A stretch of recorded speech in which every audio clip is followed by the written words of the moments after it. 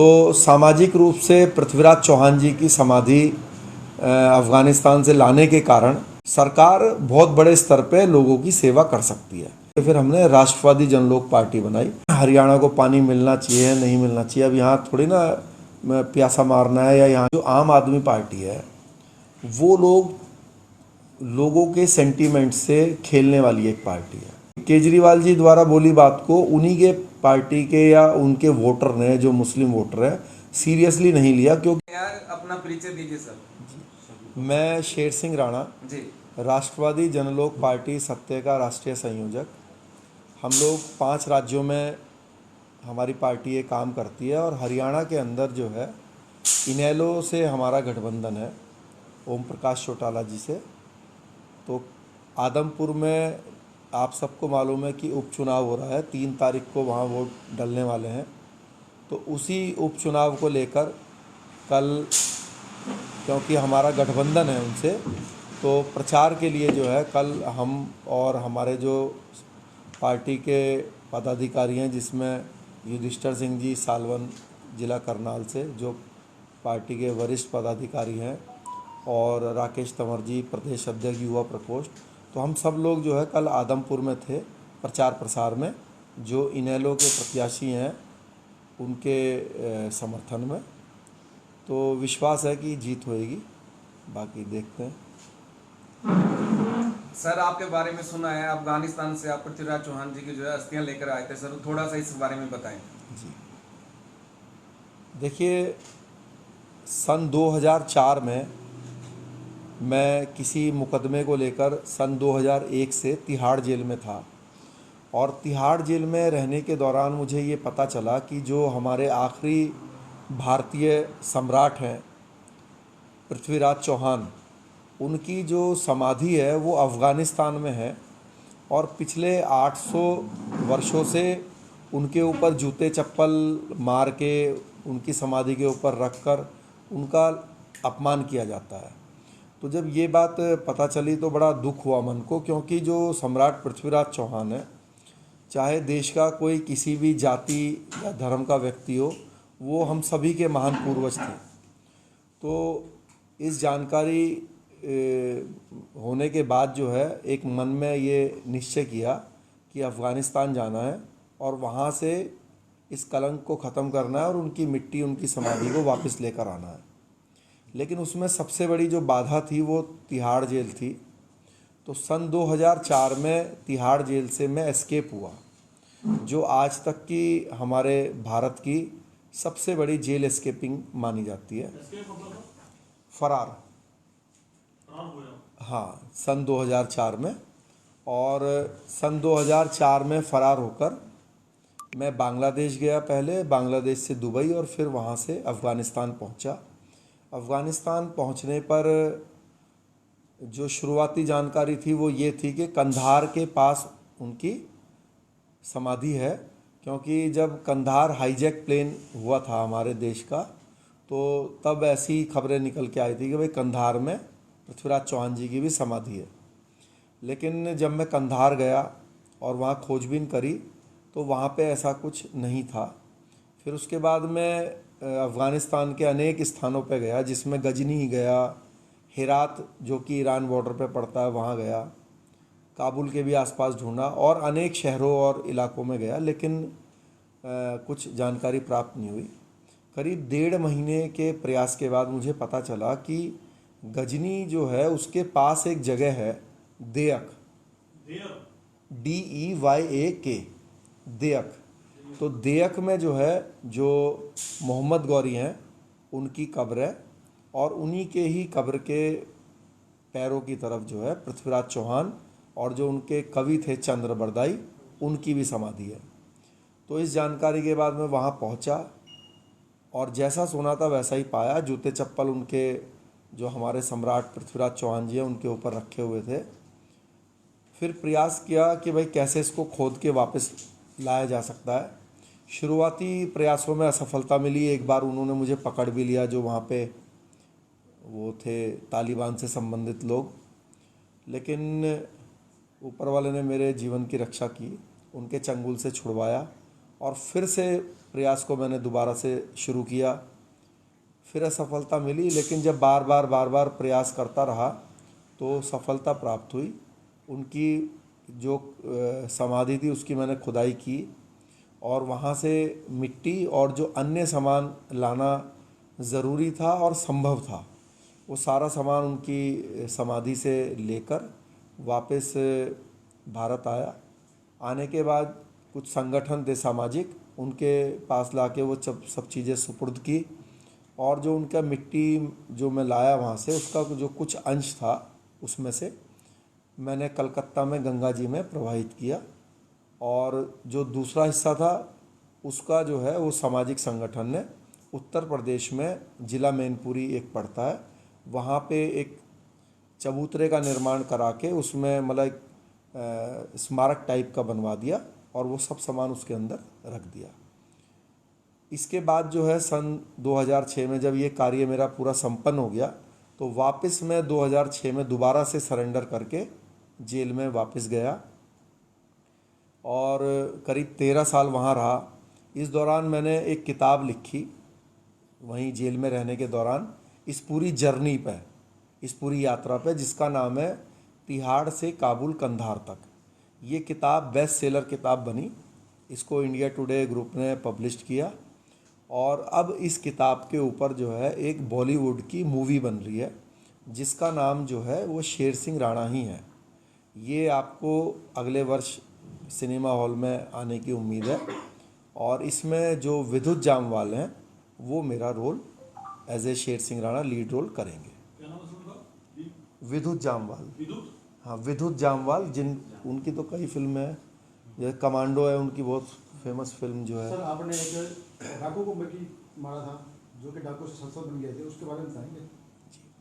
देखिए ये तो मैं इसमें तो मैं कुछ बोल नहीं सकता कि भाई मारा था या कि नहीं मारा था, लेकिन ये आरोप मुझ पे लगा जो डाकू से सांसद बनी फूलन देवी की हत्या का आरोप मेरे ऊपर लगा सन 2001 में और उसी केस में ही मैं जेल में था। कई लोग जैसे कि आपने प्रश्न भी किया और कई लोग भी प्रश्न करते हैं कि भाई जो फूलन है उनके साथ अत्याचार हुआ तो उन्होंने अपना बदला लिया था, तो उनको मारना गलत सही या क्या आपका विचार होता है? देखिए क्या है कि उन किसी की भी हत्या करना तो मुझे नहीं लगता कि कोई भी उसको जस्टिफाई करेगा, लेकिन जो फूलन देवी हैं उन्होंने जो है जो 20 लोग या 22 लोग जो मारे थे, वैसे तो फूलन ने 100 से ज़्यादा लोगों को मारा, लेकिन एक जो बेहमई कांड है जिसमें ये बताया जाता है कि भाई फूलन ने अपने रेप का बदला लेने के लिए उनको मारा, तो ये मैं आपसे गारंटी के साथ बता सकता हूँ कि कोई भी दुनिया में अगर ये साबित कर दे कि फूलन ने जिन लोगों को मारा था उनमें से कोई भी फूलन के बलात्कार में शामिल था या किसी भी प्रकार से फूलन के जीवन में उनका कोई रोल था, मरने वाले सभी लोग गांव के साधारण लोग थे, शरीफ लोग थे, किसान लोग थे, उसमें कुछ मजदूर भी थे और मरने वालों में सभी जाति और धर्म के लोग थे। ऐसा बताया जाता है कि भाई मरने वालों में सिर्फ राजपूत समाज के लोग थे, लेकिन ये बिल्कुल गलत है, क्योंकि अभी पीछे ये 3-4 महीने का मैं आपको जो है बता रहा हूँ कि 3-4 महीने में क्या हुआ है। अभी जो बेहमई कांड हुआ था फूलन के द्वारा वो 41 ईयर्स पहले हुआ था। पूरे देश में जो सबसे पुराना पेंडिंग केस है सेशन कोर्ट में, निचली अदालत में, वो फूलन के द्वारा ही जो मारे गए 20 लोग हैं उन्हीं का है। बेहमई कांड उसको बोलते हैं। तो इस कांड में जो मरने वाले थे उसमें दलित समाज का भी एक व्यक्ति था जिसका नाम है तुलसी राम। एक व्यक्ति जो है पिछड़े समाज का भी था, वो जो है राम अवतार उसका नाम है, और एक जो है मुसलमान था उनका नाम जो है नज़ीर खान है। तो इन लोगों ने अभी 2 महीने पहले, दलित समाज का जो व्यक्ति है वो धानक समाज से था, तो उसने एप्लीकेशन लगाई है SC/ST आयोग में।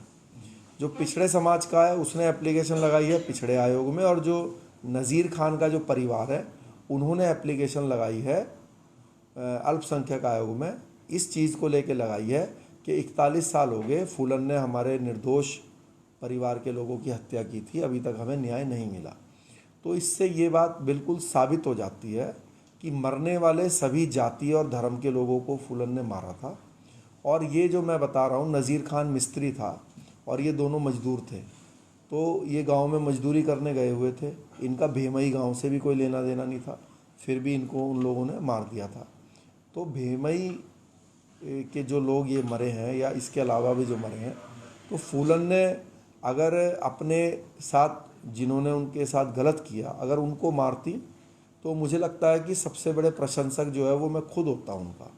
क्योंकि अगर आपके साथ किसी ने बलात्कार किया, गलत किया, तो उसकी हत्या कर देना तो मैं गलत नहीं मानता, या उसको तो सज़ा मिलनी चाहिए।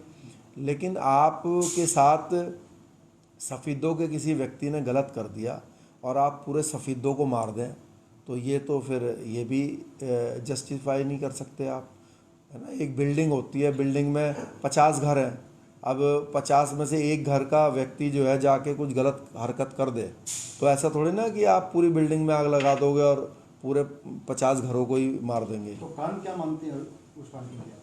उसके पीछे कारण ये था, जो कि वहाँ के लोगों को सबको मालूम है, वो दहशत पैदा करनी चाहती थी।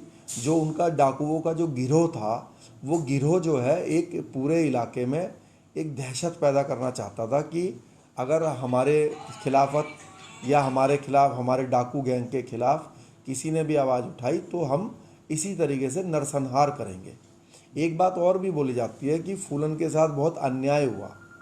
तो मैं ये इसमें हमेशा ये बात बोलता हूँ कि देखिए, जो अन्याय हुआ, ये अन्याय का रीज़न क्या बताते हैं? कहते हैं कि भाई छोटी उम्र में उनकी शादी कर दी। दूसरा पॉइंट बताते हैं कि उनके अधेड़ पति ने उनके साथ बदतमीज़ी करी। तीसरा बताते हैं कि भाई उनको उनके ज़मीन पे कब्जा कर लिया।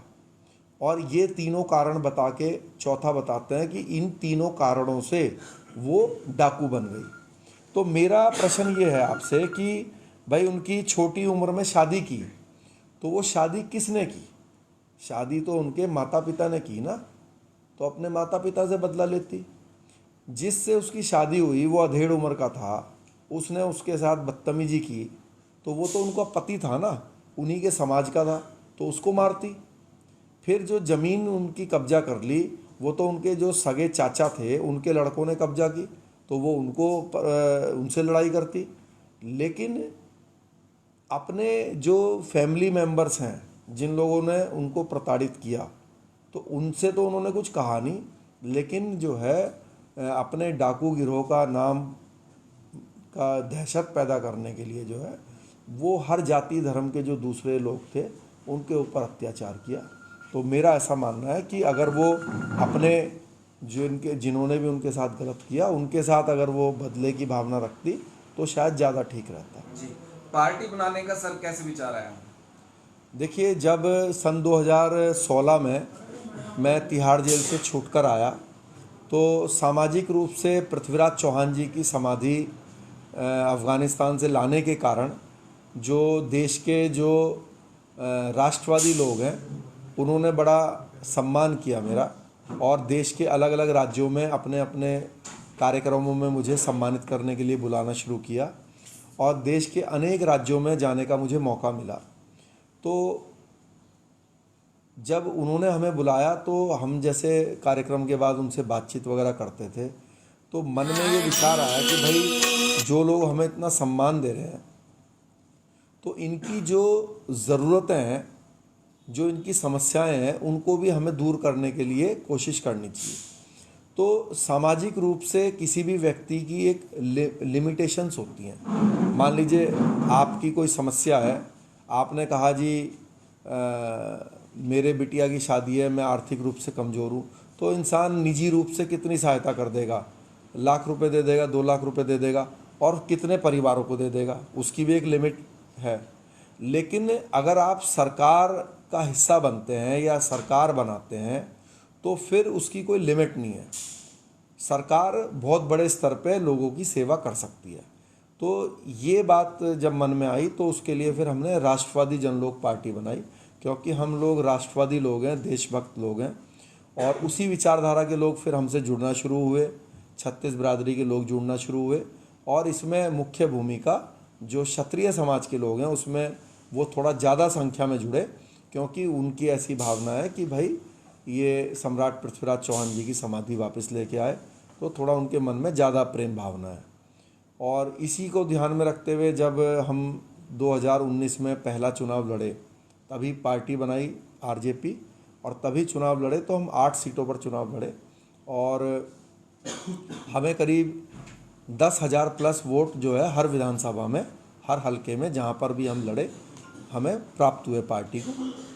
इसी को देखते हुए इनेलो ने हमसे अलायंस किया कि भाई ये पार्टी भी जो है राजपा जो है किसानों की बात उठाती है, आम जो जनता है उनके जो निजी जीवन में कुछ परिवर्तन कर सकते हैं, जैसे बेरोजगारी मुद्दा बहुत बड़ा मुद्दा है, उस पर हमारी पार्टी बहुत लंबे समय से संघर्ष करती है।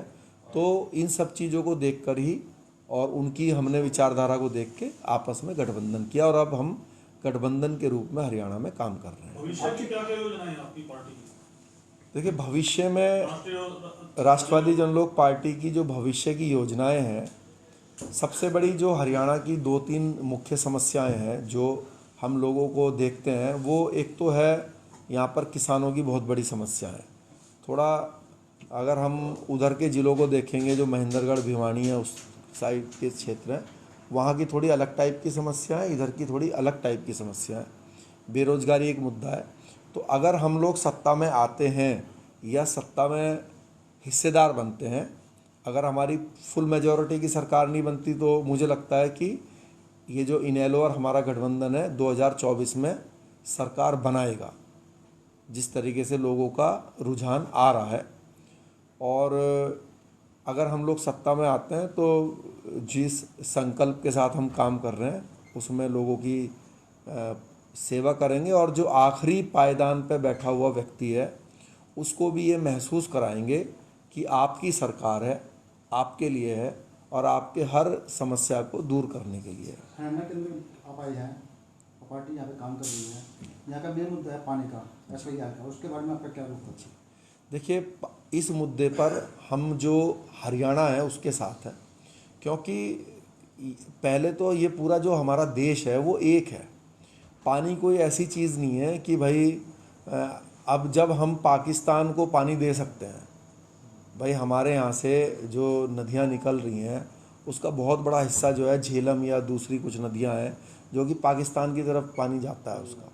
तो फिर अगर मान लीजिए हम इस बात पे यहाँ पे लड़ें कि भाई हरियाणा को पानी मिलना चाहिए नहीं मिलना चाहिए, अब यहाँ थोड़ी ना प्यासा मारना है या यहाँ की फसल को बंजर थोड़ी ना करना है। तो हम ये भी नहीं कहते कि भाई पंजाब के कुछ ना मिले, लेकिन ऐसा भी नहीं होना चाहिए कि भाई हरियाणा के जो लोग हैं उनको ना मिले। तो हरियाणा की जो मांग है पानी को लेके जो आपने बोली, वो मैं हरियाणा के साथ पूर्ण रूप से साथ हूँ, और हमारी पार्टी भी पूरी तरह से हरियाणा के साथ है। दिल्ली के अंदर भी आपकी पार्टी है, पंजाब में भी आपकी पार्टी है जी, लेकिन दोनों ही मुद्दे पे SIR की बात आती है तो बात नहीं को गोलमोल बात करते हैं। तो उस बारे में क्या कहेंगे? देखिए, ऐसा है कि जो आम आदमी पार्टी है वो लोगों के सेंटीमेंट से खेलने वाली एक पार्टी है, और इसीलिए ऐसे मुद्दे को वो लेकर आते हैं। आपने एक बात नोटिस की होगी, अभी केजरीवाल जी ने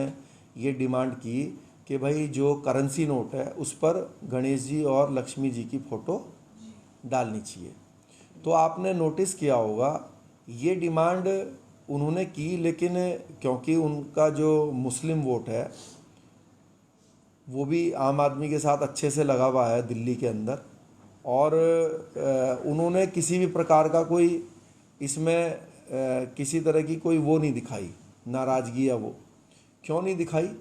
इसलिए नहीं दिखाई क्योंकि वो जानते हैं कि केजरीवाल जी ये जो बात बोल रहे हैं सिर्फ ये एक राजनीतिक स्टंट है, ये सिर्फ ड्रामेबाजी है।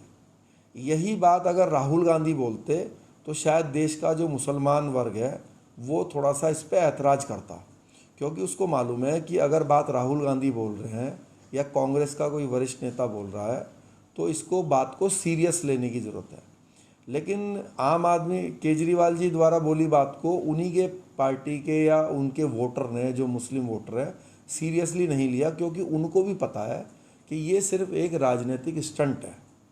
तो ये लोग, जो आम आदमी पार्टी है और दुर्भाग्य से भाजपा के लिए भी मैं कहूँगा, ये दोनों पार्टियां हमेशा लोगों के सेंटीमेंट से खेलकर वोट लेने की कोशिश करती हैं, चाहे वो धार्मिक मुद्दे हों, चाहे वो जाति के मुद्दे हों, चाहे वो किसी राज्य के, जैसे पानी का आपने मुद्दा कहा, तो ये सब सेंटीमेंट उजागर करने वाली बात होती है। जब पंजाब चुनाव था तो केजरीवाल ने जो है पंजाब में जाके लट गाड़ दिया कि पानी दूंगा ही नहीं आगे।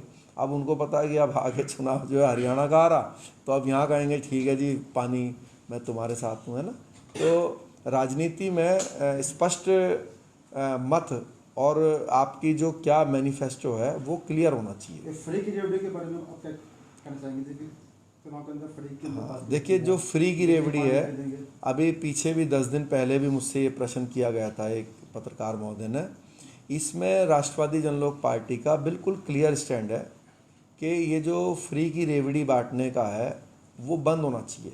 ऐसा नहीं है कि ये आरजेपी नहीं कर सकती। केजरीवाल जी या मोदी जी अपनी तिजोरी से 10 रुपये निकाल के नहीं देते लोगों को। भाई सरकारी पैसा है, सरकारी तिजोरी है, देने को तो आप बताओ हम भी दे दें, अभी घोषणा कर देते हैं सबको दे देंगे 10-10 लाख रुपए, कौन सा मेरे को अपनी जेब से देने हैं। लेकिन ऐसा मैं नहीं करूँगा या हमारी पार्टी नहीं करेगी, क्योंकि हमारी पार्टी देशभक्त पार्टी है। हमें पता है कि अगर हमने अपने देश के लोगों को फ्री का देने की आदत डाल दी तो वो काम करना बंद कर देंगे, जिससे कि देश का नुकसान होगा, भविष्य में देश बर्बादी की तरफ जाएगा। इससे बढ़िया तो जो स्कीम है, मनरेगा की स्कीम है, उस तरह की योजनाएं हमारे पार्टी के पास अनेक योजनाएं हैं। अब मनरेगा में क्या है कि जैसे आपने उसमें रोज़गार गारंटी दी, भले ही आप, मेरी ऐसी सोच है कि भले ही आप मनरेगा के तहत, कई लोग कहते हैं कि उसमें कुछ काम नहीं होता, लेकिन मैं कहता हूं कि आपको अगर मुझे 100 रुपये देने हैं, एक तो है कि मैं आपको 100 रुपये दूँ, आपको ऐसा लगेगा कि भाई ये तो मुझे भीख के रूप में मिले, लेकिन मैंने आपसे कहा भाई तू एक काम कर, मट्टी खोद यहाँ, और अगले दिन कहा भाई मट्टी दोबारा से उसी में डाल दे, तो कम से कम आपको स्वाभिमान तो आपका नहीं मरा ना। आपको लगा भैया मैंने मट्टी खोली तो मुझे 100 रुपये मिले, और फिर अगले दिन मैंने मट्टी डाली तो फिर 100 रुपये मिले। तो आपकी जो आदत हुई वो एक मेहनत करने वाले व्यक्ति की हुई, भिखारी की नहीं हुई। तो हमारे को देश में हर नौजवान को मेहनत करने वाला स्वाभिमानी व्यक्ति बनाना है, उनको भिखारी नहीं बनाना कि भैया ये 10 किलो आटा ले लो, 10 किलो चावल ले लो, और जो है बस अपने घर में बैठ के वह रोटी खाते रहो और हकते रहो। तो मोदी जी और केजरीवाल तो सिर्फ एक ही काम कर रहे हैं कि भैया रोटी खाओ और हगो और बस अपना घर में बैठे रहो। तो ये चीज़ तो अच्छा नहीं होती जी। कांग्रेस का गढ़ है जी, चुनाव हो रहा है जी। तो वहाँ किस तरह माहौल देखने को मिला वहाँ? देखिए, कांग्रेस को वहाँ पे आप काम देखते हैं? हाँ, मैं आपको बता दूं, जो उनके कांग्रेस के प्रत्याशी हैं जेपी, तो व्यक्तिगत रूप से तो उनकी जो छवि है वहाँ पे, तो वो कोई बहुत अच्छी नहीं है। लेकिन क्योंकि ये उपचुनाव है और सरकार भाजपा की है और भाई हमारा इनेलो से गठबंधन है, हम तो यही काम करेंगे, यही बात है हमारी तो कि हम लोग इनेलो राजपा गठबंधन जो है, कोरड़ा राम जी हमारे प्रत्याशी हैं, वो जीतेंगे।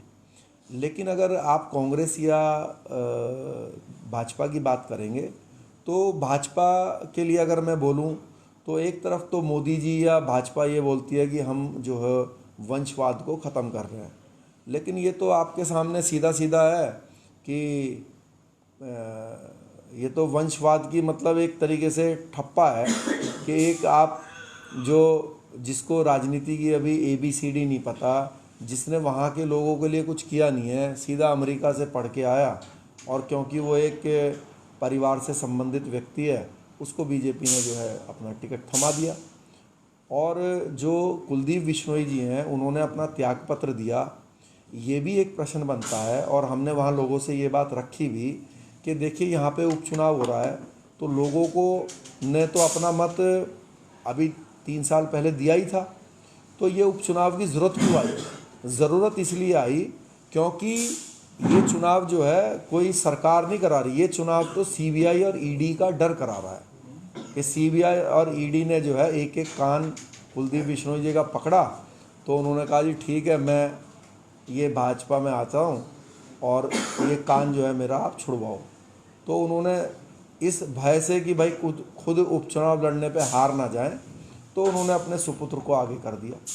तो इनका तो भाजपा का तो मैंने ये बात है, और जो जेपी हैं, जो कांग्रेस के प्रत्याशी हैं, उनका वहाँ पे छवि है कि भाई उन्होंने पिछले चुनाव में वहाँ नकली नोट चला दिए या नकली करेंसी यूज़ कर दी, तो उनकी इमेज थोड़ी सी व्यक्तिगत रूप से डाउन है।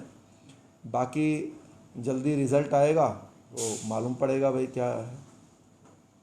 जी एक आखिरी सवाल, जैसे आप पृथ्वीराज चौहान जी की अस्थियां और वो मिट्टी वहाँ से कोई तो मिट्टी लेके आए, जी जी। अन्य महापुरुषों के लिए कोई ऐसा कोई योजना है आपकी भविष्य में, भाई हम इस प्रकार कुछ और करेंगे जो विदेशों में है या कुछ और है? बिल्कुल है। पाकिस्तान के अंदर से हिंदू मंदिरों की दुर्दशा है, उसकी तरफ कोई ऐसा करेंगे? देखिए, चाहे देश के अंदर हो और चाहे विदेश के अंदर हो, जिस समय मैं 2004 में जेल से फरार हुआ था, उस समय भी हम लोग जो है, मैंने जब पृथ्वीराज चौहान जी की समाधि वापस में लेकर आ गया था, तो मैं इनकी समाधि लाने के बाद जो है म्यांमार भी गया था, जिसको बर्मा बोलते हैं। तो वहाँ की राजधानी है रंगून, तो मैं वहाँ पर भी गया था। वहाँ पे जो बहादुर शाह जफ़र हैं, जो कि हमारे बहुत बड़े फ्रीडम फाइटर भी माने जाते हैं और आखिरी जो है मुग़ल बादशाह भी माने जाते हैं, लेकिन क्योंकि वो भी बहुत बड़े फ्रीडम फाइटर थे और अंग्रेज़ों ने उनको म्यांमार ले जाकर रंगून की जेल में बंद किया था, जहाँ पर उनको वहीं पर मृत्यु हो गई। तो मैं खुद निजी रूप से फरारी के दौरान म्यांमार भी गया और उनकी भी समाधि वहाँ से कब्र लाने की, मेरी मिट्टी लाने की काम मैंने कोशिश की। लेकिन जब मैं वहाँ गया तो मैंने देखा कि रंगून में उनकी जो कब्र है वो बड़े सम्मान के साथ रखी हुई है। तो मैंने अपने मन में विचार किया कि अगर मैंने यहाँ पे खुदाई करी, इसको छेड़ा, तो ये उल्टा जो है ख़राब हो जाएगी। और मैंने मन में विचार किया कि जब हम कभी सरकार में आएंगे या सरकार से भी कोशिश करेंगे कि इसको जो है इज़्ज़त के साथ वापस लाया जाए। या जापान में भी कई लोग मुझसे संपर्क करते हैं कि भाई जापान में जो सुभाष चंद्र बोस जी हैं, उनकी भी एक समाधि बनी हुई है, उनकी भी मिट्टी है वहाँ पर और उनकी भी कुछ चीज़ें हैं, उनको भी वापस लाना चाहिए। तो मेरा ऐसा मानना है कि दूसरे देश में अगर उनको सम्मान के साथ रखा हुआ है तो वहाँ पे भी कोई असुविधा नहीं है। लेकिन फिर भी अगर लोगों की ऐसी इच्छा है, अपने समाज के या अपने देश के लोगों की, कि किसी भी महापुरुष की कोई चीज़ बाहर से लाने की ज़रूरत है, जैसे कई लोग बोलते हैं कि भाई कोहिनूर हीरे को वापस लाना चाहिए, और अभी लोग मजाक भी कर रहे थे कि भाई ऋषि सुनक जी जो प्रधानमंत्री बने हैं, वो उनका वास्ता भारत से ही है, तो अब सबसे पहले ऋषि सुनक जी को जो है वो कोहिनूर हीरा भारत को वापस देना चाहिए। तो हम भी राजपा वाले ये डिमांड करते हैं कि भाई ऋषि सुनक जी को जो हमारा कोहिनूर हीरा अंग्रेज़ों के पास है तो उसको वापस देना चाहिए, जिससे कि जो है जो एक लोगों का जो एक सम्मान के रूप में उसको देखते हैं तो वो वापस मिलेगा तो थोड़ा खुशी होगी। कोई संदेश देना चाहेंगे? संदेश मेरा एक ही है कि हमारे इस समय हरियाणा में एक बहुत बड़ी समस्या आ रही है, वो आ रही है नशे की। जो युवा हैं, अभी हम एक इंस्पेक्टर साहब के पास ही बैठे थे, वो भी बता रहे थे, तो वो बता रहे थे कि समस्या जो इलाके में जो समस्या है वैसे तो ठीक है, लेकिन जो अपना ये नशे की प्रॉब्लम है ये दिन पर दिन बढ़ती जा रही है। नशे के कारण जो है लोग कुछ काम धंधा नहीं करते और पूरे दिन नशा करते हैं, तो इस पर थोड़ी सख्ताई की ज़रूरत है। और जो लोग ऐसा कारोबार करते हैं, गलत कारोबार, उनके साथ भी सख्ताई से निपटने की ज़रूरत है। और जो लोग नशा कर रहे हैं उनके साथ थोड़ा प्रेम पूर्वक उनको इस नशे से दूर करने की ज़रूरत है और उनको काम धंधे पे लगाने की ज़रूरत है, रोज़गार से लगाने की ज़रूरत है। और ये मेरा एक सामाजिक संदेश है। राजनीतिक रूप से भी हम लोग सत्ता में आने पर जो नशा तस्कर हैं या जो गलत काम करते हैं उनके साथ सख्ताई से